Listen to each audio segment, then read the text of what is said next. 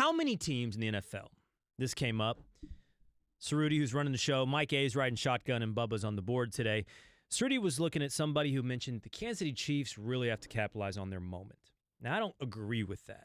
I don't agree that they have reached their window and it's got to happen now for them. But there are some teams that are pushing the end, at least, of their windows, and they got to do this thing. They got to win their Super Bowl now. Which teams in the NFL do you think that qualifies for? Well, first of all, windows are different. Not every window is the same. I would say 6 teams. Cerruti brought up one that I might make it a 7. So 6 teams for me. Indy, for sure. Indy because all of their young talent is still so cheap. Their offensive line is still so cheap. Their linebackers are still so cheap. Their secondary still so cheap, and they're really good. So I would say Indy's 1. I believe Kansas City's there. Like, Kansas City made some wholesale changes to a team that was really good. They got rid of 2 really good pass rushers and brought one in. I know that, but they got rid of 2 really good pass rushers. They brought in the Honey Badger. They changed defensive schemes. Their quarterback is going to say, pay me whatever, and they're going to pay him whatever. We don't know what he looks like or this team looks like when all that money is going to his pocket. So I'd say Kansas City.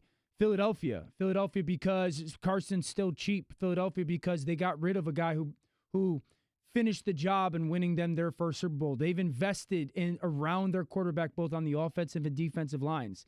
That window is a Super Bowl or bust window. Chicago because Trubisky's still cheap. Chicago because they gave away so much to get Khalil Mack. It's really both those guys. They didn't get Khalil Mack for 5-6 years from now. They got him for this window. New Orleans, they've been one game away, then one play away. So I would say that this is probably the last year of Drew Brees, maybe one more after this, but that window. And then I'd say the Rams. Goff's still cheap. Great head coach, but Goff's still cheap. We are going to watch Andrew Whitworth leave after this year as well. So that offensive line is going to be stripped, and that'll be 3 guys gone in basically 1 year out of the offensive line. And also Gurley's health with his knees, we don't know. So you're talking about a team that's going to have a massive overhaul over the next, really from the beginning of 19 by the start of 20. So I'd say those 6 teams to me are Super Bowl or bust this year. And Cerruti brought up the Chargers with OP Riv. I would throw them in the conversation. I don't know how realistic it is that they can win it, though. I think all those teams should be Super Bowl bust, and all those teams can win it. You had way, way more teams than I did. Dan Orlovsky here on the Cain Show. I had 3, and you only included 2 of them, and Cerruti forced you into one of them. My 3 would be the Saints, for all the same reasons that you outlined. The Chargers, again, for the same reasons you outlined. And then I included the Vikings as well. There's no necessary clock on the Vikings, but the concept, the project, I feel like needs to be proven. If Kirk Cousins can lead this team to a Super Bowl the way this has been engineered with the roster they have, if it doesn't happen this year, what makes me think that they're going to run that thing out another year after that and it's going to happen?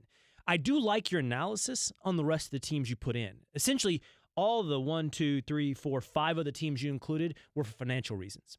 Yeah. It's because they're in their cheap window. Mm-hmm. And I have to give credit to that because what you saw with the Seahawks is they came out of that window with 1 Super Bowl, and once the formula changed, no more as of yet. And the Eagles might be headed down the same path with 1 Super Bowl and that window's closing. So I like your analysis, but I still think Indy, KC, Chicago, they've got a 2 to 3 year window that's open right now, not a 1. Well, but that's such an easy thing to say because of who the quarterback is, I would say. But eventually the Colts are going to have to pay Quentin Nelson. They're going to have to pay Darius Leonard. They're going to have to pay their right tackle. They're going to have to pay some of those players. They're going to have to play Malik Hooker. And so once you, that's what helped the Eagles win that Super Bowl. Everyone thinks it was just because Carson was still cheap. Their top 6 defensive backs in 2017 were all on rookie deals. It's not just about the quarterback being cheap. It's about the young talent being cheap. That was the case in Seattle, too. Richard was still cheap, and Earl was still cheap at that time. So, now, that's not saying, if KC doesn't win it next year, that it's over because the quarterback is so great that they always have a chance. But it's going to be, KC made market changes. You could justify it 100% that it should have happened, but you could also say, man, they were a play away, because of the offside. So is it really justified? Or Chicago with the Khalil Mack trade, like they traded for Khalil Mack for now to go win it now. And that puts them on the clock, Orlovsky. I hear you. Like now is the time to your window has begun.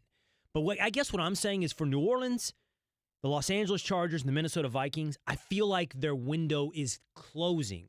Not just opened, but it has to happen. And by the way, if it doesn't happen this year, 1 year, if New Orleans doesn't win it this year, I don't know if they will. True. Same thing with the Chargers. And I'm willing to say that with the Vikings as well. No, I mean, those the New Orleans and Chargers ones I'm on board with because we also have no clue who the potential quarterback is going to be in the future. We have no idea. The Minnesota one, I don't know because they still have some young talent that is there and signed. It's not like this team has been held back by the quarterback play last year. Like Kirk Cousins, everyone ranks on him, had a good year last year. Had a good year last year. So I don't know if it's necessarily a Super Bowl or bust for Minnesota strictly because they have some of their younger talent. And I could easily see them being better in 2 years if they were somehow to go get a different quarterback.